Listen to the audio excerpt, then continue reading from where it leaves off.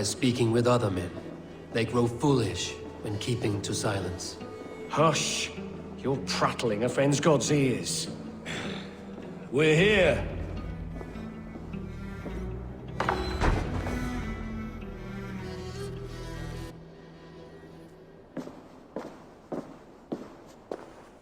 May Christ, whose terror scares away the foul thrones, make with me a strong covenant. Was God's lesson instructive?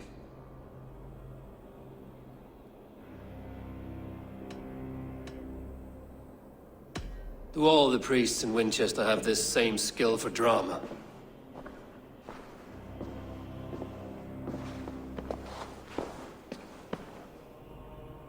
You risk your life, Alfred King.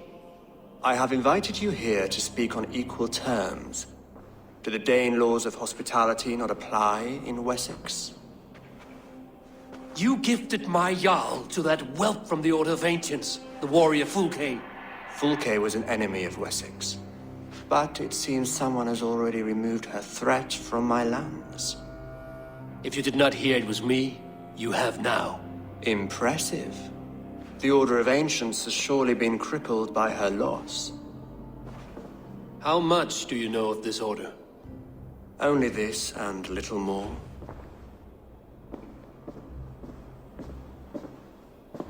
This letter, signed by one who calls himself a poor fellow soldier of Christ, warns of a plot against my life.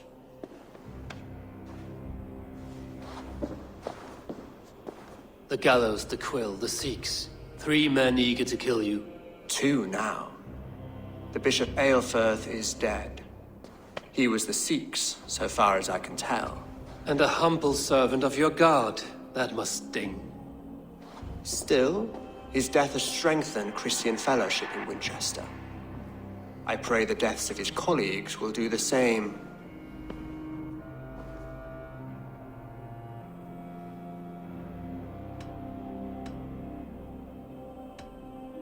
You have faced warriors like me many times before, and many times you have lost or been cheated. Why trust me now? I have men in London and Jorvik. Men who send me reports on the rise and fall of the tides of war.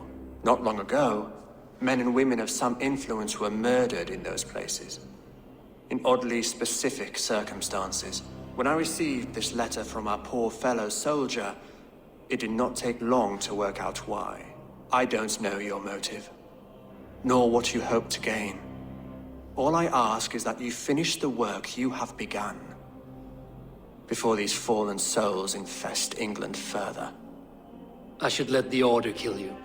It would speed our conquest of England. You may remove the organs of state. The cancer will remain. Then promise me a reward I can sing about. A healthy king's weight in silver.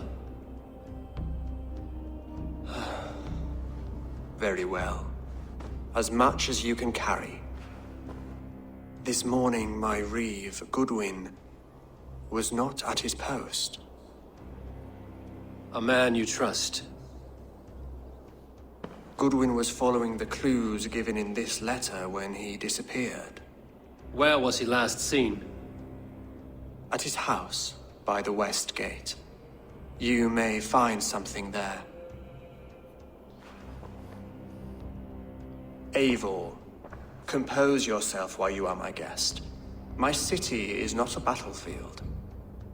Not yet, great king, but the day will come.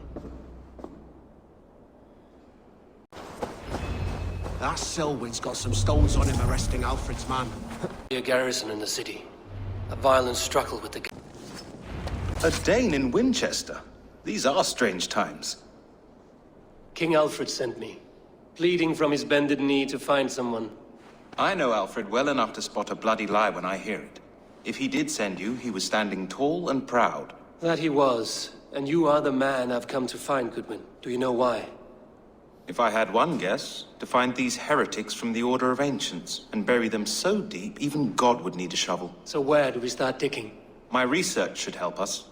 If they haven't burned it already, it'll be somewhere nearby. I have your papers here, taken from the captain of this keep. A marvel. History will name you the Protector of Winchester. A pricking irony. And not lost on me. Now let us go before they discover their eel has slipped the hook. Let's re-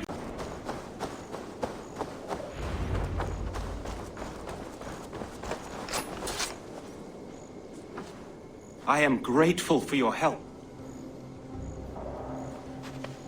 It is a brazen move to arrest Alfred's favorite reeve. This so-called order are nothing but deviled shit peddlers. Shit peddlers who have wormed their way into every crevasse of your country. They are dangerous. I didn't catch your name, did I?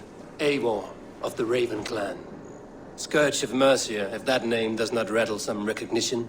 Well, Eivor, when our three heretics smolder on a heap of ash, we'll down a cup of ale together and share our distaste of Mercians like old friends.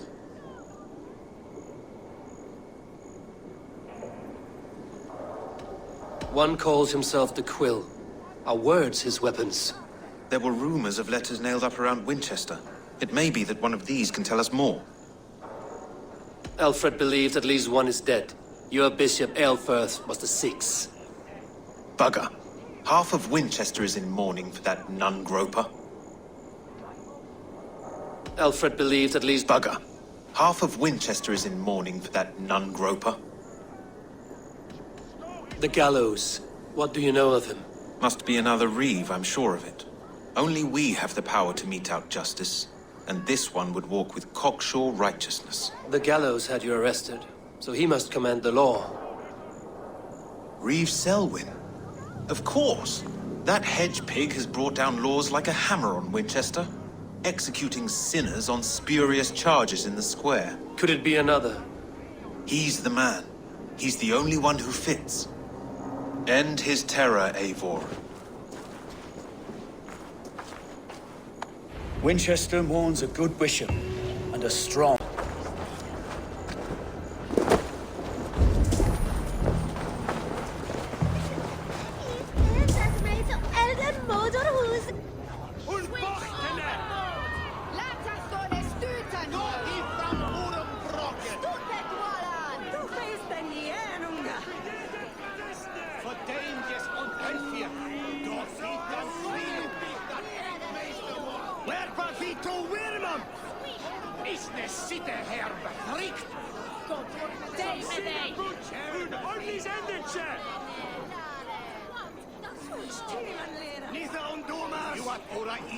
Good people of Winchester, open your eyes. See how Alfred's lofty ideals are weighed down in this mire of human effluence. These prisoners before you do not live by Alfred's laws. They live above them. They wallow in shit, only guided by their own perversity. Hubert here, his wits addled by ale, spoke false of Bishop Aelfirth, our pious servant of Winchester, who even now lies cold in his grave shroud. Aelfirth was no man of God. He'll burn for his sins. Your wife is a baying shrew, Hubert. Is there a man here who has not supped rancid mead from her cup? When will your work be done, Selwyn? When all of Winchester falls to your justice?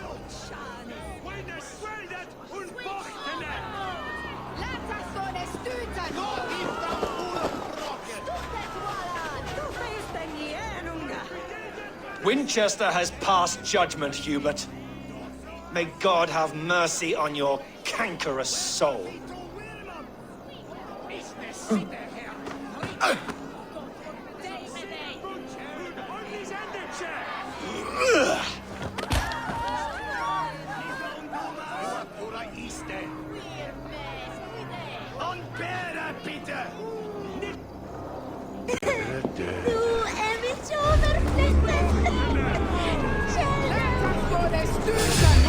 There are rats in the grain store.